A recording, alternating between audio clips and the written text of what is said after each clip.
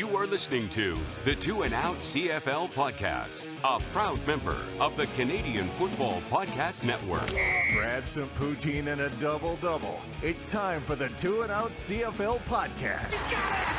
Oh, baby! Every week, Travis Currah. That's Grey Cup me, which is a different person. And Brazilian Tide. Hunters are people too. Talk fantasy football, bring you the latest in CFL news, and sprinkle in a little bit of nonsense. Oh, nearly intercepted and it's over! Ready, set, hunt! Hey, thanks for pressing play on the Two and Out CFL podcast. It's Travis Currah, it's Sheldon Jones, and I think the question that everyone's been getting asked lately, Sheldon, is if you're a Swiftie or not. What say you? Of course. Who isn't a Swiftie? Man, shake it off. Come on. If we could somehow get a shirt, a Two and Out shirt on Taylor Swift, it would be the biggest podcast on the planet. You just wait. I'll make something up. I've been playing with some logos that you don't know about. Come on. If we could hitch our wagon to the T-Swizzle train, man, we'd be rolling in the dough. Hey, let's make a little love story. Come on. I may have some bad blood against some Stamps fan. Wow. And Darren just needs to shake it off. Yeah. He has shaken it off. No, he has. We're good. Me and him are good. Yeah, let's pull back the curtain. Darren is a faithful Two and Out listener, and him and Sheldon have had it out over their opposing opinions of the Calgary Stampeders. And this past week, when the Stamps lost to the Alouettes, Darren apologized to the one and only Sheldon Jones, says that the Stampeders are not a good football team. I mean, the Riders aren't either, so it's okay. Like, we're just two miserable fans who have teams to cheer for. It's all good. I feel like when somebody tells you you're right, your ego might grow exponentially like Brazilian ties. So watch out, man. You know, it does feel nice to be right every now and then, because I'm wrong a lot, and I get told how wrong I am a lot. And you know what? It's cool. Look, men lifting men up. I love it. Oh, I'm here for it. And lifting me up is freaking hard. Big news in the CFL this week regarding the Grey Cup Festival. Carrie Underwood headlining the Built in the Hammer Grey Cup Festival. I feel like not this halftime. Yeah, it's not halftime. Now, I don't want to put this into the universe, but the halftime performer probably has to be on the same level, if not a little bit higher. No, I think this is a big, high-profile get for the Grey Cup Festival, and now I'm really looking forward to what else they're going to come up with. You would think so, and since the Grey Cup's not in Regina, it should actually be somebody good, because Lord knows, other than flying snowmobiles, we haven't had the best halftime acts for Grey Cups in Regina, but yeah, no, like, even this is great. Like, say what you want about Carrie Underwood. She's Carrie Underwood. Like, yeah. She sold name like power 85 million records, I think. And yeah, so like, that's a great get, and it's nothing but great for the league. Yeah, it looks like Hamilton's pulling out all the stops. They are going to be able to have the Grey Cup Festival their way. It was a little bit abbreviated in 2021, but this time they're pulling out all the stops. I'm looking forward to being in the Hammer again this November. Gotta give you a note that the CFL trade deadline is coming next Wednesday. It's never a big day in the CFL, but something could happen. It's always tough for especially in football. It's such a game of preparation for somebody to switch teams and get involved into an offense or a defense right away and take off. But we could see some things happening in the next week. And this game that starts week 17, I think we were all excited for it. We all had it circled on our calendars. But it's kind of lost its luster a little bit. The Winnipeg Blue Bombers are 7.5-point favorites over the Toronto Argonauts here. The over-under set at 49. Well, it looks like the Argos, with first place locked up with a month to go, that they're going to be resting some players. And they started last week. Looks like Cameron Dukes is going to get most of the snaps behind center. We might see Chad Kelly here, but Cameron Dukes might be the guy taking the bulk of the snaps for the Argos. And I guess it's just a side effect of the schedule. The Grey Cup rematch probably should have happened earlier in the year. Teams should probably visit each CFL city every year. But now that we've got the whole COVID schedule, I get it. I know what they're trying to do. Save on travel costs. But this was going to be a showdown in more ways than one. First in the West, first in the East. Probably the dueling MOPs going against each other. Now we're only going to see one, Sheldon. Yeah, I don't think you can. It sucks for the fans, but I don't think you can blame Dinwiddie for not putting Kelly in there. Not mad at the Argos, but no, it is disappointing overall. Yeah, it's the old dad. I'm not mad. I'm just disappointed, which is worse. To be honest, I'd rather pure rage than disappointment. Yeah, but like Winnipeg has something to play for, and Toronto does not. So. Why would you risk having Kelly in there to get blitzed and to possibly get hurt? If the Bombers are up crazy, or if the Argos somehow get up crazy, then maybe you throw him in there just so he doesn't build up that rust. But this year has been so crazy that the games that we thought were going to be amazing kind of were duddy, and then there's some that we thought were going to be terrible and they turned out to be amazing. So I think we're still going to get a good game. Obviously, Winnipeg's going to be playing to keep pace or stay above pace with BC, because I think everyone's riding off the Riders in BC this week. So Winnipeg needs to win this game. But we'll see what happens. Like, Toronto has shown that even without Ouellette, even without some of the other players, like they still beat Hamilton pretty handily last week. So we'll see what happens. And it's very important that your backup gets some reps. So I kind of get what the Argos are doing. They won the Grey Cup. I was just going to say, last year, with McLeod Bethel-Thompson being forced out of the game, Chad Kelly comes in and the rest is kind of history. I think if we kind of look at it, he made there was a big, second and long run that he converted a first down on. But those reps can come very important later, and we haven't really seen many reps from Cameron Dukes, and he's gonna be facing a very impressive team, so it's not like he's gonna be going against backups either. So good for him. Let's see how he handles the assignment this weekend. The Bombers, on the other hand, they're coming off the bye, so and Zach, Chad Kelly or not, when he's got something to prove, at least when he feels like he has something to prove, it seems like he comes out and just smashes teams. And believe it or not here, the Argos have given up 24 passing TDs. That's the second most in the CFL to the Ottawa RedBlacks. I don't know. I just see this as a Zach Collaros game. Kenny the King's on a streak, 4 consecutive games with a touchdown.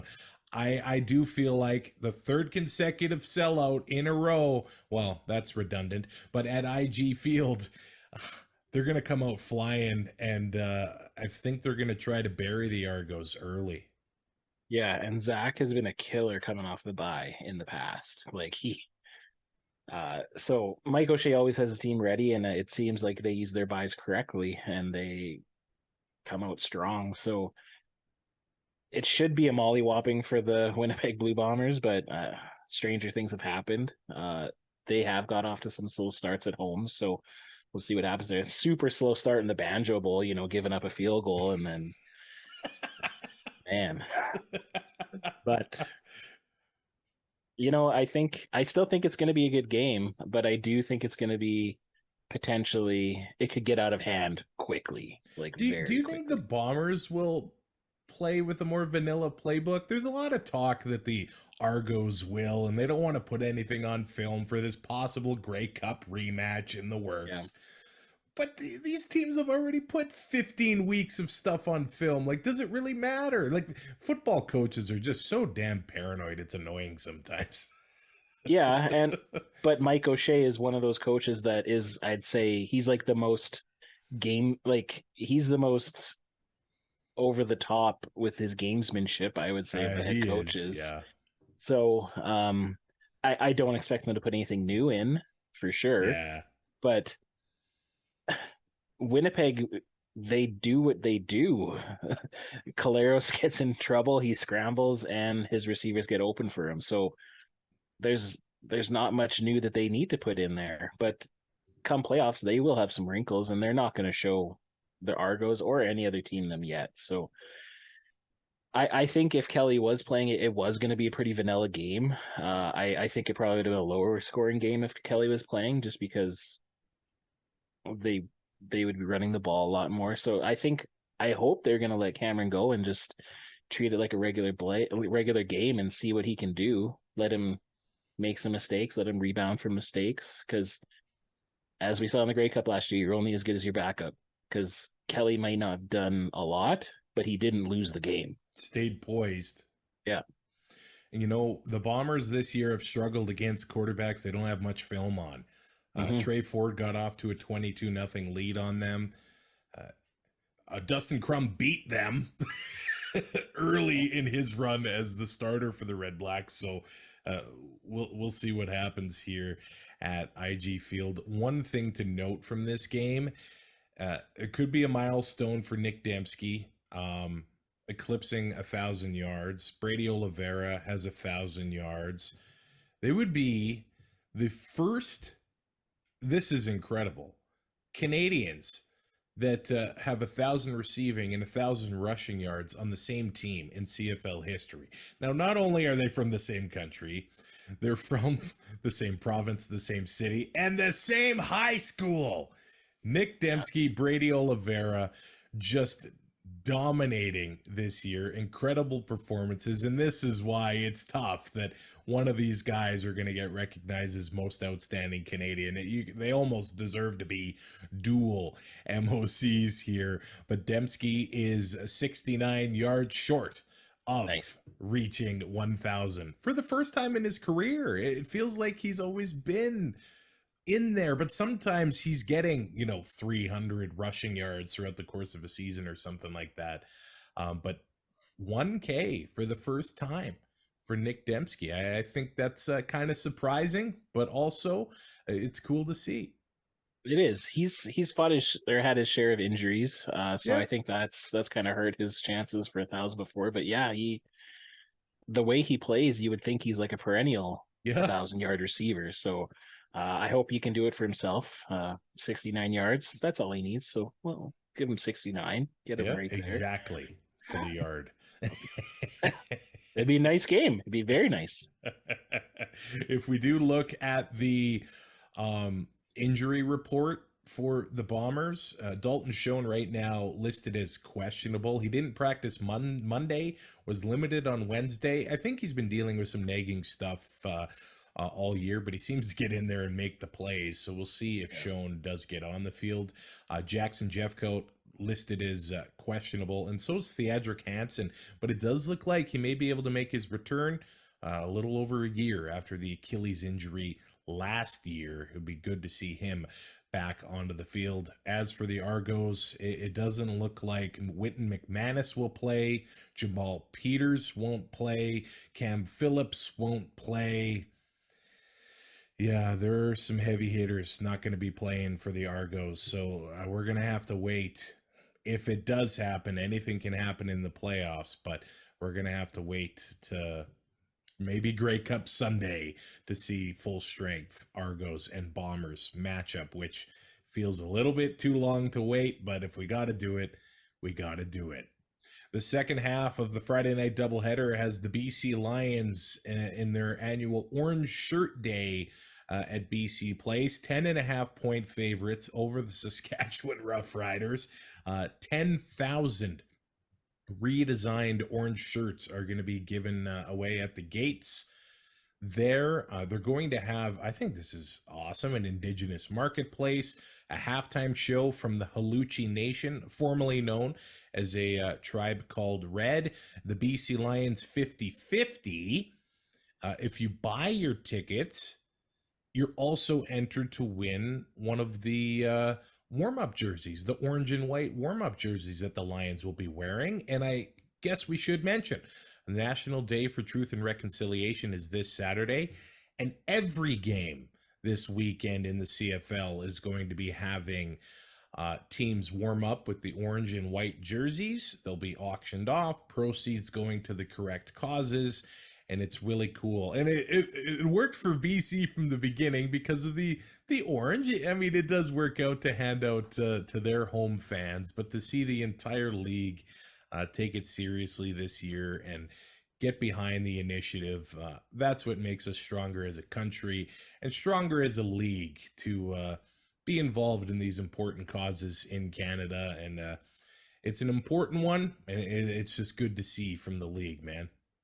Yeah, I think there's only a couple teams that haven't done the logos. The Riders and the Owls, I think, are the only teams that don't have.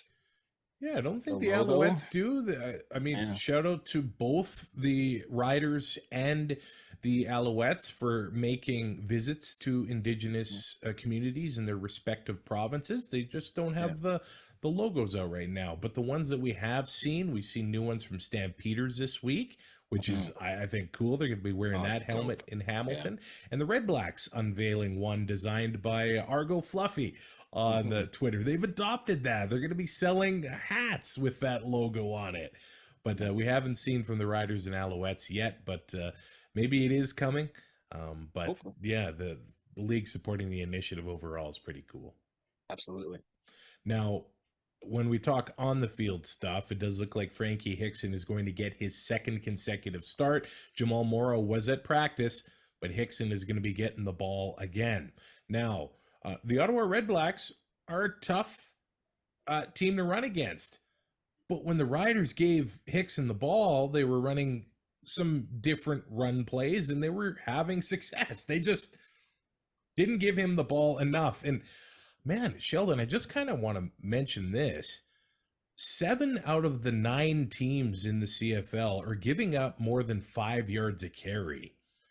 I feel like it just hasn't been a focus for defenses because offenses aren't taking advantage of what the defense is giving them as far as the run game goes.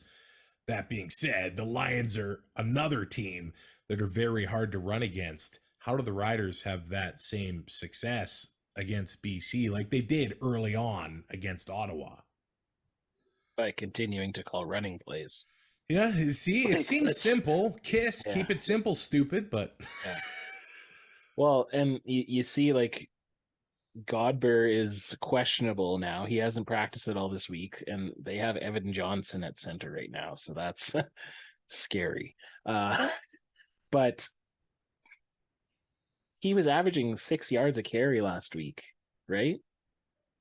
Like, if you give him the ball, then odds are you're going to be in second and medium, second and short. It's a lot easier to convert a second and medium or second and short over second and long. So these coaches, and specifically Jeffrey, he needs to stop out coaching himself.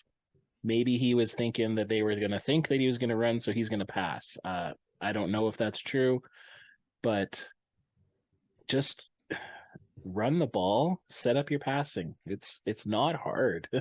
I think a lot of CFL fans and armchair quarterbacks could be armchair OCs too, but it just seems like it's that easy because like, and I don't know, the only other reason I could think of for them to not run in the second half is you're worried that he's going to get hurt or something like that. But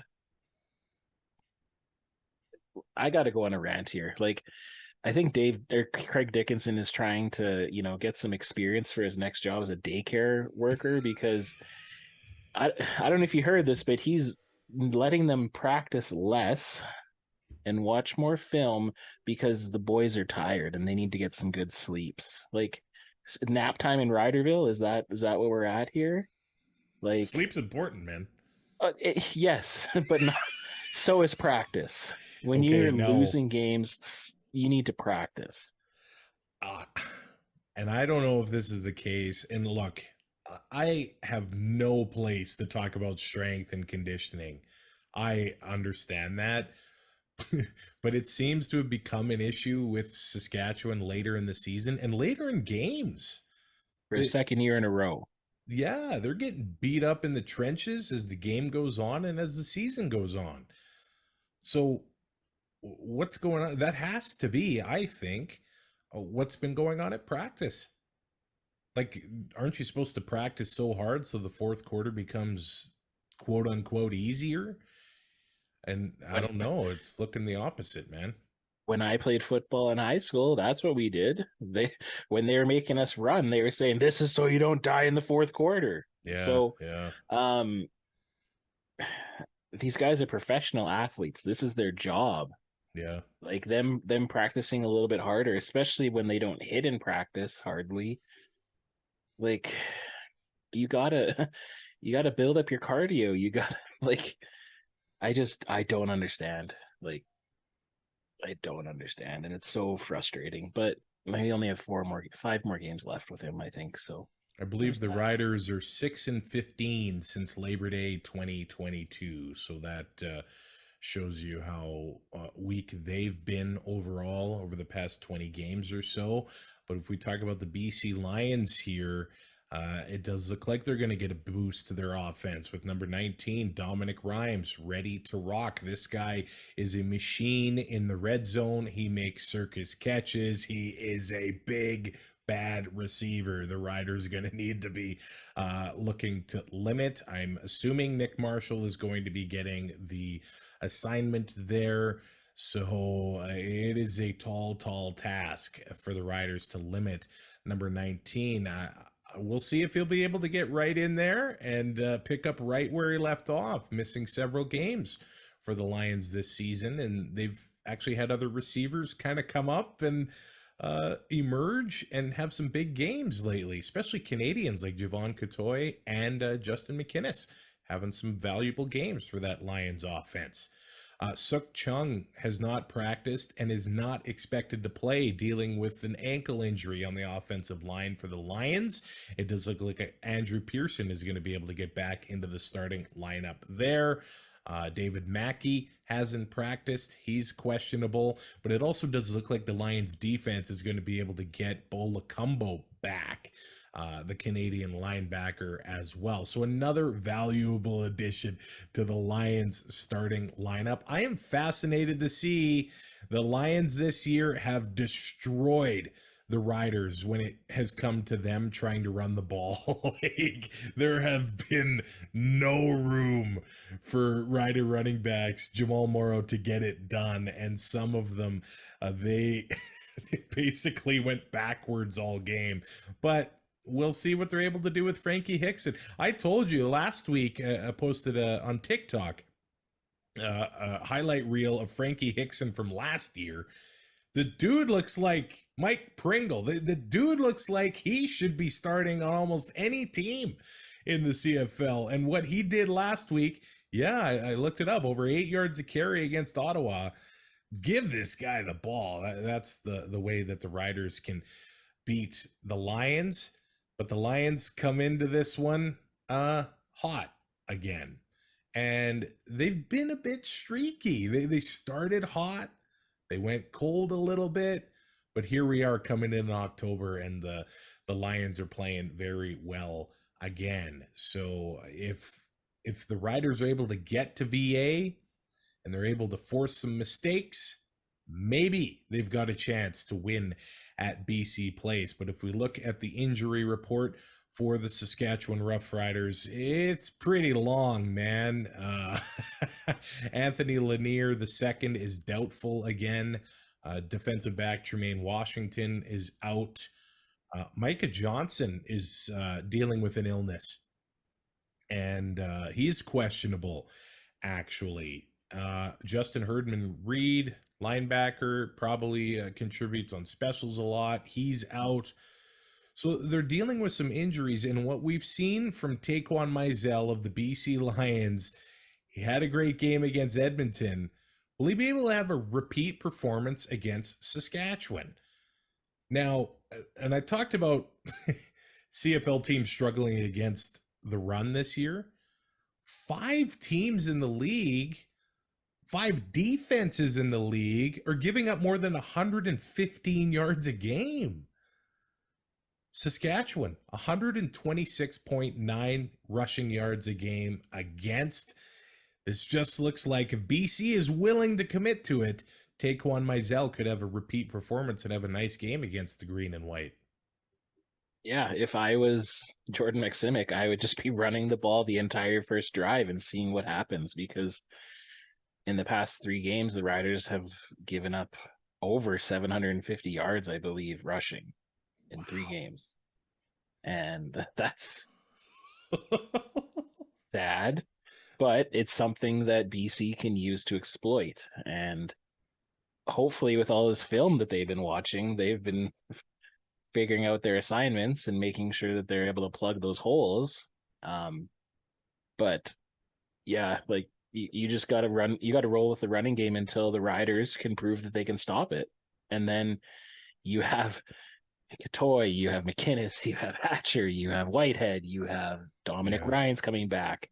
Especially if they set up that run early and they have the Riders biting on the run, like Vernon Adams could throw for 500 yards easily here.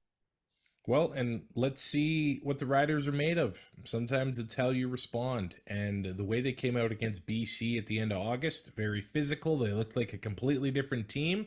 If they come out physical again, they've got maybe a shot here. But the Lions playing for a home playoff game, the Riders playing for their playoff lives. They both have something to play for in this one Friday night in Vancouver. And we'll see who's the most prepared and the most physical come Friday night. And I think we'll be able to tell early on, man, who's bringing the energy Friday night. Another game here. Montreal Alouettes are 2-point favorites over the Ottawa RedBlacks. The over-under is set at 47. Ottawa playing for their playoff lives. Montreal looking to clinch that playoff spot. They're coming off, I think, a very impressive win against Calgary. Jason Moss calling it their best game of the year, and I would tend to agree here. They come into this game, I think, a little bit on a roll. Although, on X, I posted the clip of you saying the Riders are the worst team in the CFL. We got a response saying it's the Alouettes as the worst team in the CFL. I'm trying to decide if that was a troll or not, but that was an interesting take, I thought. Yeah, and then when backed up with facts, the guy did not reply. So maybe it was trolling, or maybe he just realized. He even said, "So why did the Riders lose to Edmonton and Ottawa?" Yeah, Ottawa. Because they're the worst team in the league. Like, brain cells. It's hard sometimes, I guess. Well, that was quite the, I thought, interesting take there. And now I feel like the defense is coming on for the Alouettes. I mean, well, when you got Mondo Sewell contributing on both sides of the ball, you got Darnell Sankey coming in. Sean Lemon is playing a very high level again. I don't know why we expected anything different. Well, most didn't expect anything different. It's wild that it took them that long to get on a roster there. But this one's going to be a physical battle. That's all it's coming down to. And look, the RedBlacks, they've been playing for their playoff lives for a while now. And it's really just limiting the mistakes. That's what it comes down to. There's been moments where there's some, preventable mistakes. They've struggled maybe finishing drives at times, and that's not going to get any easier against Montreal. But if they can get to Cody and force him to make mistakes, which can happen, obviously they've got a shot here. And I want to highlight a team that has been taking advantage of defenses in the CFL when it comes to running the ball, and that is Ottawa. They have been giving the ball to Devontae Williams a lot. He's got 758 yards on the season, over 5.5 yards a carry. Now, last week, he had 136 yards against Saskatchewan. The week before, struggled to get it going, but they had 18 carries against the BC Lions. He had 17 carries, 146 yards against Hamilton. 12 carries, 84 yards, and a touchdown against Edmonton the week before that. So they have been feeding him the rock, and the more he gets it, the better he is. He is going to be a key, I think, to the Red Blacks winning here. Now, much like Edmonton, Trey Ford opening up holes for Kevin Brown, maybe Devontae Williams opens up holes for Dustin Crum. You got to watch for both those guys. Yeah, like I don't know if they're going to be able to run over Montreal like they did Saskatchewan Yeah, with, probably not. Sankey and Lemon there, but they are at least trying, and they're consistently trying, and that's what you need to do. You need to have that balance, and it's nice to see that some teams are doing that. We saw that typically Montreal or Jason Moss offenses don't do that, but last week they did give William Stanbeck a good amount of carries, so it'll be interesting to see if they follow that same formula that they used to have their best game of the year, according to him. That is the formula, especially when you go into playoffs and you have a guy like William Stanback. So for Montreal fans, I hope that happens. For Ottawa fans, keep doing what you're doing because it's working. At least it worked last week. Now, here's some concerns for Ottawa. That injury report's a mile long. Mm-hmm. Some of these guys dealing with illness. Hunter Stewart on the O-line, Dante Bull on the O-line. Who else hasn't practiced? Devontae Williams dealing with an illness. We'll see if he's going to be full strength come Saturday. Nate Bahar dealing with an ankle injury. Jackson Bennett dealing with a back injury. Jalen Acklin dealing with an illness. Now, he did practice Wednesday, not on Tuesday, so that's good news. But offensive lineman Drew Desjardins dealing with an ankle injury, hasn't practiced. Shaq Evans got the dreaded hamstring/illness combo injury, so he's not having the best week, hasn't practiced. DB Sherrod Baltimore hasn't practiced. Like, this is tough. Now, Money Hunter coming off the 6-game injured list, veteran defensive back, may be making his season debut.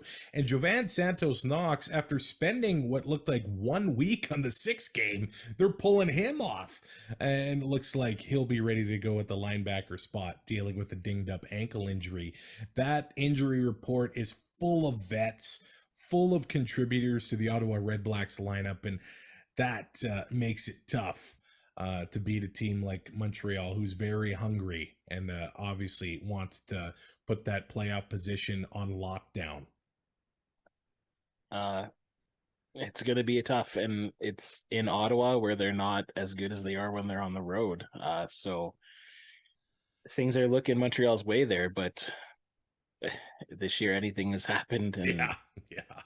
So let's let him play the game here, because if Dustin Crum can get things going and he can use his legs to set up his arm, then they can keep it tight. And we've seen that he can handle those fourth quarter comebacks, but so can Cody Fajardo. That's true. We could be in for a hot finish in this one.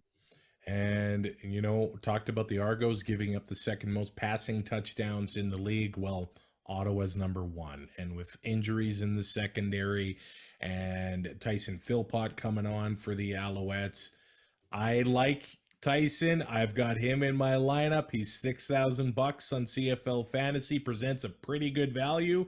Been getting lots of targets. I like his chances to score this week in the nation's capital. Another interesting note, and this will segue to the next game as well, defensive lineman Jamal Davis requested his release from the Montreal Alouettes. Wasn't happy with the playing time he was getting. He did get into several games for them this year. 14 games. He's 3 sacks, 22 tackles, and they released him. Well, Hamilton picks him up for free. So, I look, I don't know what he told. That just looks kind of weird to me. The fact that the Als gave him up and he's on another East Division team for free, and they could play each other in the, well, they probably will play each other in the East semifinal. Jamal Davis might be giving Jagarrett Davis a run for playing time and maybe fighting to get into that defensive end spot for the Ticats. But I thought quite the interesting move, and the Ticats making another interesting move on Wednesday, announcing the signing of two-time All-Star veteran receiver Darrell Walker, who was with the Saskatchewan Roughriders to start the year. I think ended up just getting squeezed off with the emergence of Tevin Jones and even Samuel Emilus a little bit here, but interesting signings for the Ticats here late in the season. Yeah, like I think Darrell Walker is really brought in to be like a safety blanket for Trevor Harris as well, just with their time together in Montreal and Edmonton. So when he got hurt, I think, and Emilus and Jones and Bain and Stearns, all of them like pulling their weight there, he just became expendable, which sucks because it's city business, but we'll see if he can do anything in Hamilton. I don't know if signing in Hamilton's the best spot if you want to get some playoff money. Like, I don't know, but we'll see because they're still in it. Depending, and if Ottawa doesn't have it against Montreal, then Hamilton's right there. So we'll see what they can do. The Ticats home to the Calgary Stampeders, where the Tabbies are 1.5-point favorites here, coming off that loss against the Toronto Argonauts. But overall, over the past little while, the Cats have looked good, and Taylor Powell's looked pretty good. I think sometimes it's tough to remember these starting QBs.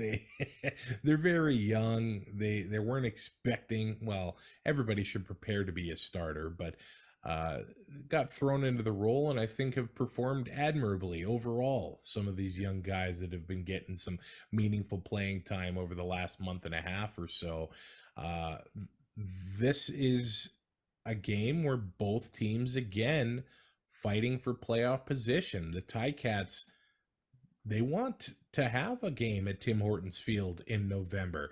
Ideally, they want to have two. That might be tough to pull off, of course. But the Stamps, they're just fighting for their playoff lives, man. I mean, mathematically, they can get in, but traveling across the country now, it's just, man, you got to show that you're going to put the effort in and you want to be on the field next year and you want to put stuff on film so other teams can maybe look at you and bring you in during free agency and training camp and all this stuff. Both teams need to show up and both teams need to put their best foot forward here. It just, to me, although the Ticats kind of have struggled on home field this year, 2-5, not the best record. When Tim Hortons Field opened, they were unstoppable there. But now, better on the road than at home. It's kind of weird how that's gone. But this feels like a rebounding week for the Ticats.